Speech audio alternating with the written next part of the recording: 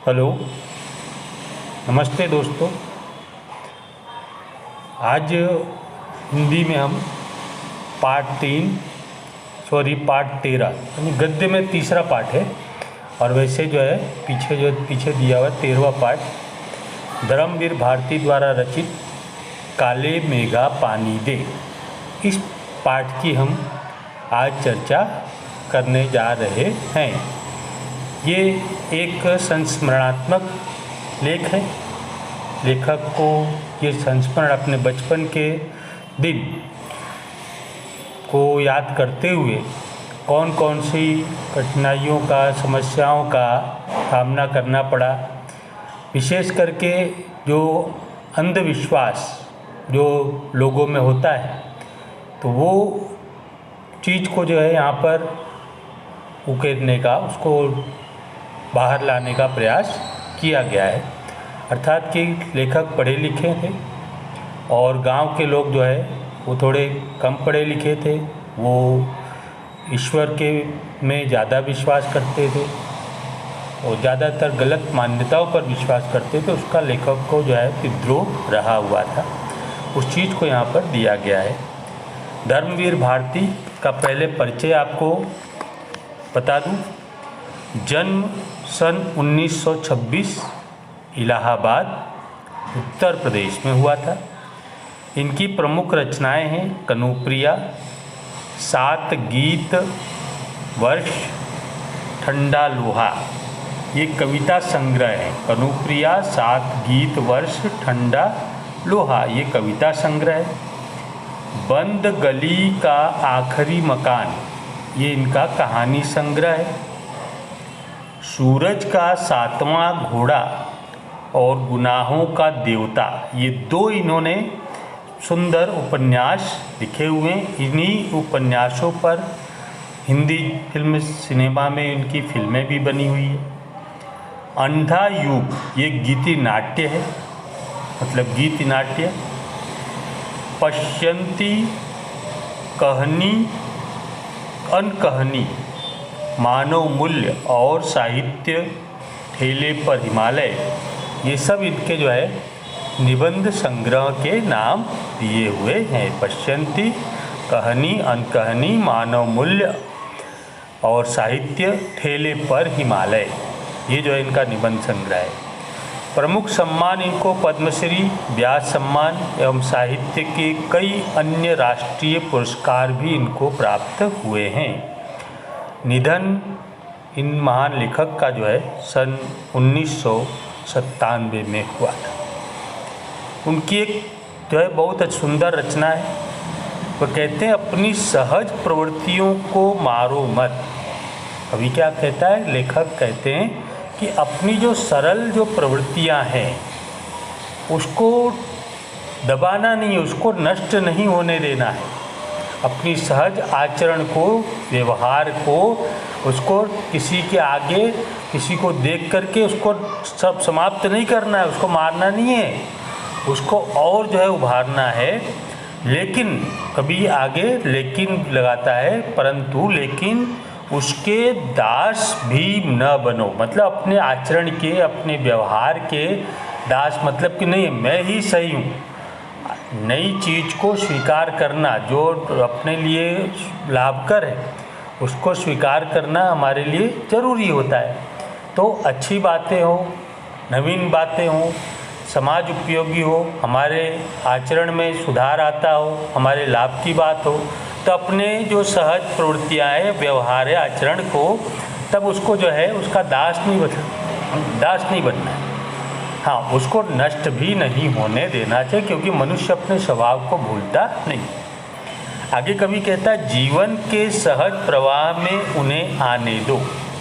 जीवन के सरल प्रवाह में उसको आने दो, उसको फलीभूत भी होने दो, अपने ही जीवन में उसका जो है उसको फलीभूत, उसको जो है यानी विकसित होने दो।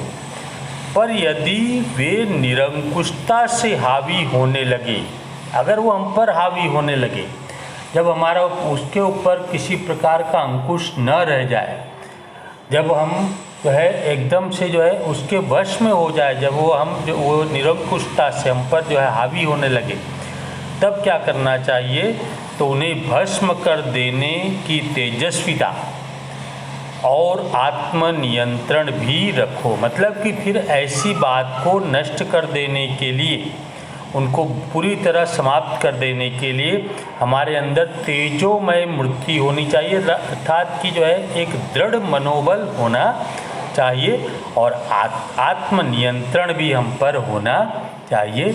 इस प्रकार से लेखक ने जो है इस बात को अपनी सहज प्रवृत्तियों के बारे में कहा है।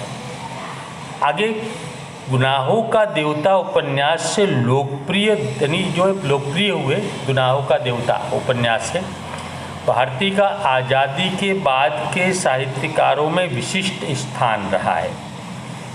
उनकी कविताएं, कहानियां, उपन्यास, निबंध, गीत, नाट्य और रिपोर्टाज हिंदी साहित्य की उपलब्धियां हैं।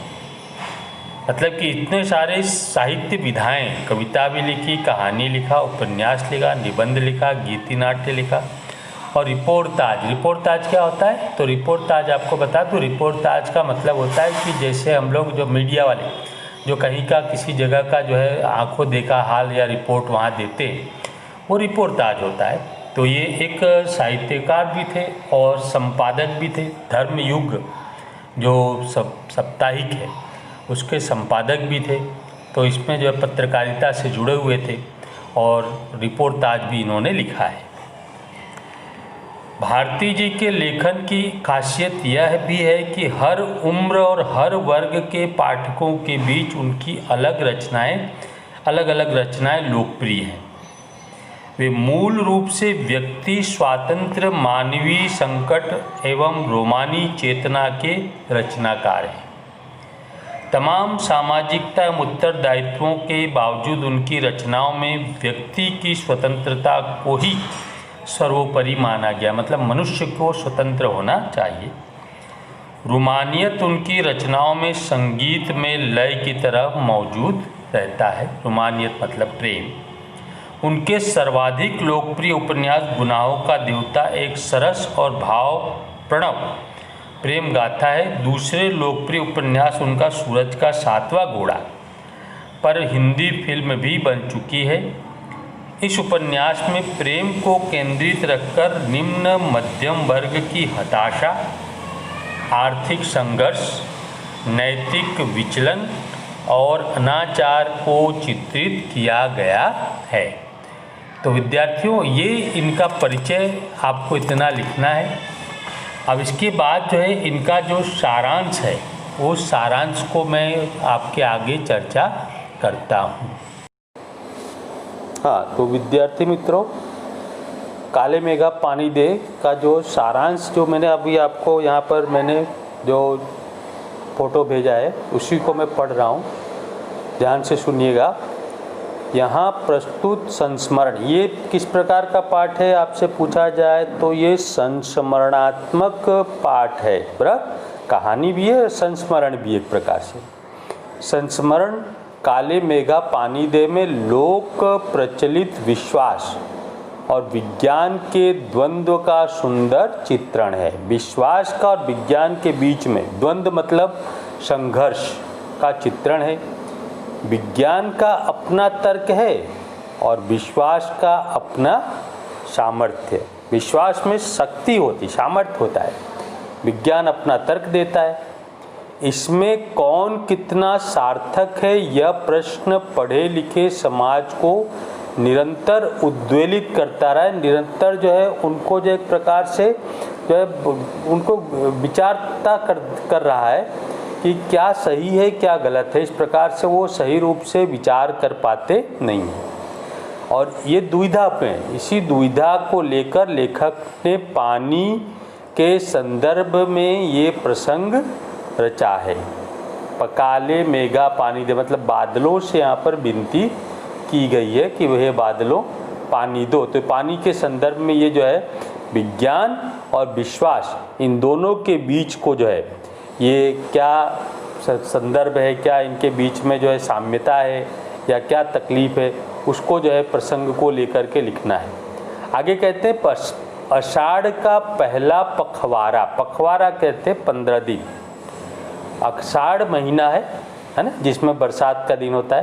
पहला पखवाड़ा बीत जाने के बाद भी खेती और बहुकाज प्रयोग के लिए पानी न हो तो जीवन चुनौतियों का घर बन जाता है और उन चुनौतियों का निराकरण विज्ञान न कर पाए तो हमारा देश कैसा देश है, उत्सव धर्मी, यहाँ ज़्यादातर त्यौहार उत्सव मनाए जाते हैं।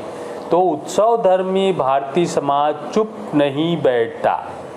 पर जैसे बरसात नहीं होगी और समस्या आएगी तो जो उत्सव प्रेमी है, त्यौहार प्रेमी भारतीय समाज है, वो चुप नहीं बैठता। वह क्या करता है, वह किसी जुगाड़ में लग जाता है, प्रपंच रचता है। कोई इस प्रकार का जो उपाय, जुगाड़ मतलब उपाय, कोई उपाय करने लगता है, तरह तरह के प्रपंच रचता है और हर कीमत पर जीवित रहने के लिए अशिक्षा और बेबसी से, अशिक्षा और बेबसी मतलब लाचारी जिसमें शिक्षा नहीं है, अशिक्षा और बेबसी के भीतर से उपाय और काट की खोज करता रहता है। ये हमारा जो भारतीय अनपढ़ समाज है उसके बारे में लेखक ने एक व्यंग जो है यहाँ पर प्रस्तुत किया है। फिर लेखक अपने विचार बारे में कहते हैं, लेखक ने अपने किशोर जीवन के इस संस्मरण में दिखलाया है कि अनावृष्टि दूर करने के लिए दो शब्द होता है, अनावृष्टि और अतिवृष्टि। अनावृष्टि, वृष्टि मतलब बरसात, अनवृष्टि जब बरसात नहीं होता, कम मात्रा में होता है, अकाल पड़ जाता है तो अनावृष्टि कहते हैं, और जब वृष्टि बहुत अधिक होती है तो उसको अतिवृष्टि कहते हैं। तो वो कहता है कि अनावृष्टि दूर करने के लिए गांव के बच्चों की इंद्र सेना क्या करती है, द्वार द्वार पर पानी मांगने जाती है, चलती हुई जाती है। और लेखक का तर्कशील किशोर मन भीषण सूखे में उसे पानी की निर्मम बर्बादी के रूप में देखता है। ये इंद्र सेना जो द्वार द्वार पर जाती है और लोग क्या करते हैं, इन इंद्र सेना पर जो की सेनानी बच्चे जो अपने आप को जो है वो इंद्र के रूप में जो है बताते हैं कि हम इंद्र की सेना है। इंद्र जो भगवान जो मेघ के देवता हैं, बादलों के देवता हैं, वो जो है उनकी कृपा से ही बरसात होती है, ऐसा लोगों का मानना है।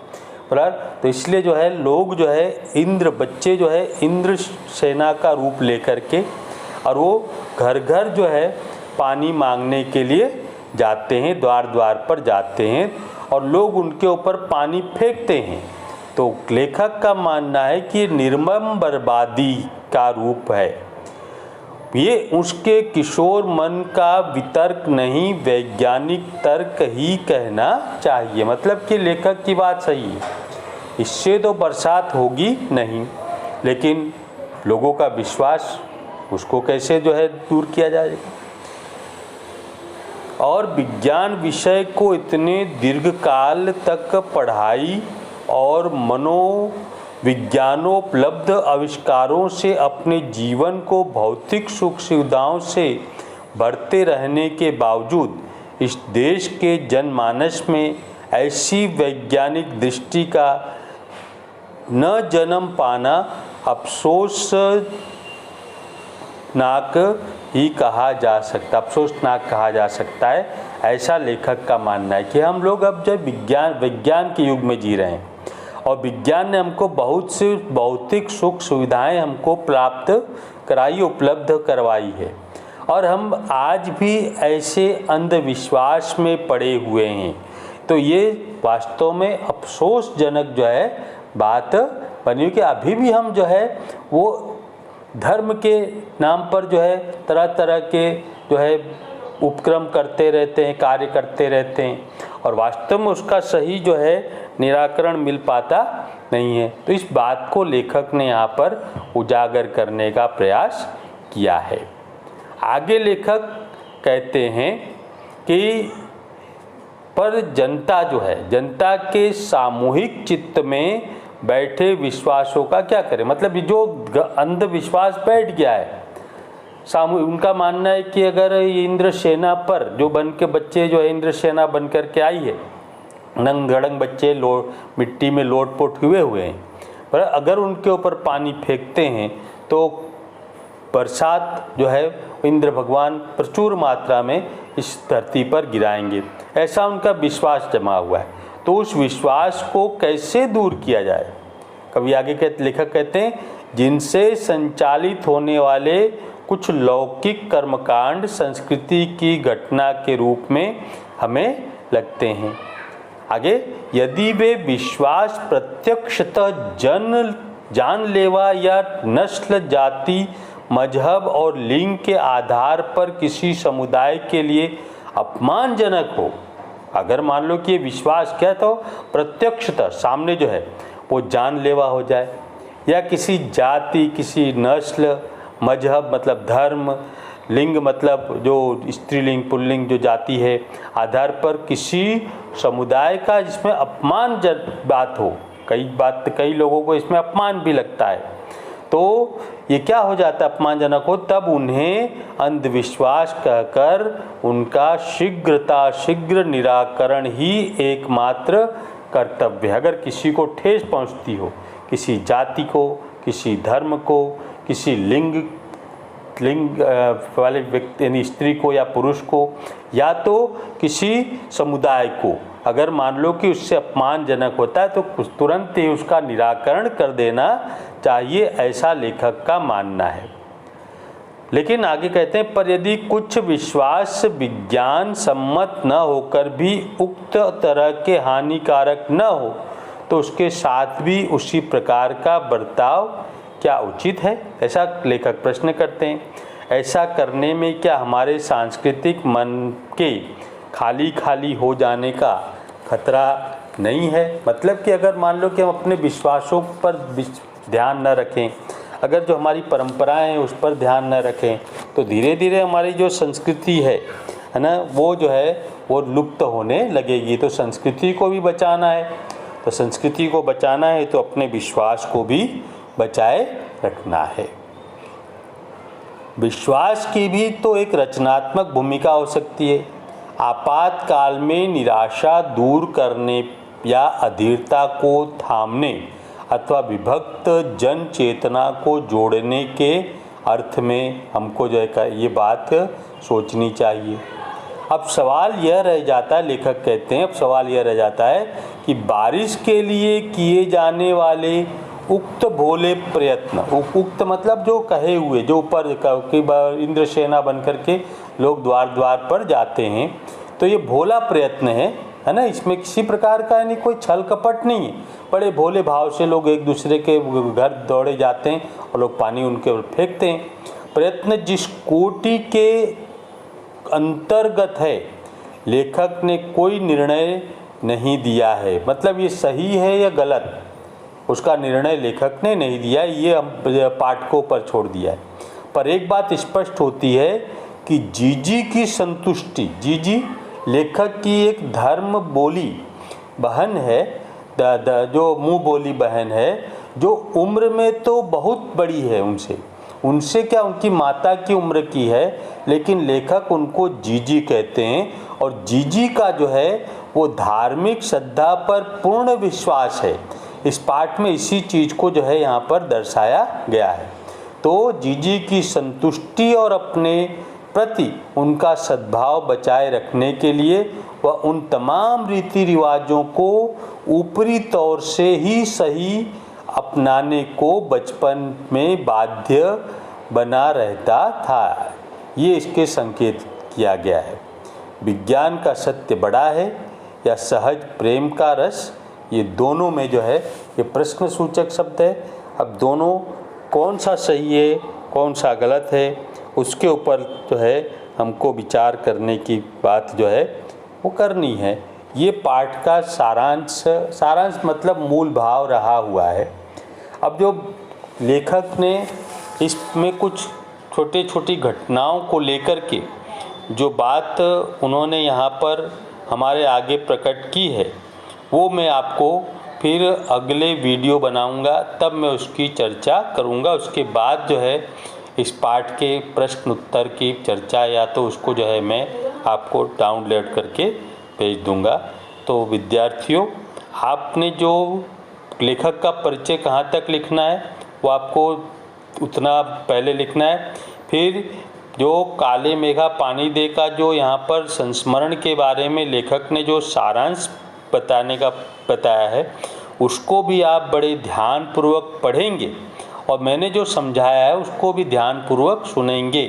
तो ये आपको बड़े जो प्रश्न हैं आएंगे, बड़े प्रश्न, उसको लिखने में आपको सहूलियत मिलेगी, सरलता मिलेगी। तो ये बात आप थोड़ा ध्यान में रखेंगे। इस बात को ध्यान में रख करके इस पाठ का जो लेक्चर मैंने दिया है आपको, उसका समझाने का प्रयास किया है, उसको व्यवस्थित आप लोग समझेंगे, है ना। और 2-4 बार इसको सुनें, क्योंकि संस्मरणात्मक पाठ है, निबंधात्मक एक प्रकार का पाठ है। तो इसमें थोड़ा आपको कहानी थोड़ी बहुत है, इसमें कहानी कुछ घटनाएं, प्रमुख घटनाएं, इसमें हंसी मजाक के भी क्षण आएंगे। तो उसकी चर्चा हम थोड़े समय बाद अगले पीरियड में मैं आपको वीडियो डाउनलोड करके भेजूंगा, तब आप उसको ध्यानपूर्वक सुनेंगे। आपने इतना जो है ये सुना और इसको अपने गले में, अपने जीवन में उसको उतारना है, उस बात को ध्यान में रख कर के मैं अब यहाँ पर अपनी जो है लेक्चर समाप्त करता हूँ। धन्यवाद, बहुत बहुत धन्यवाद।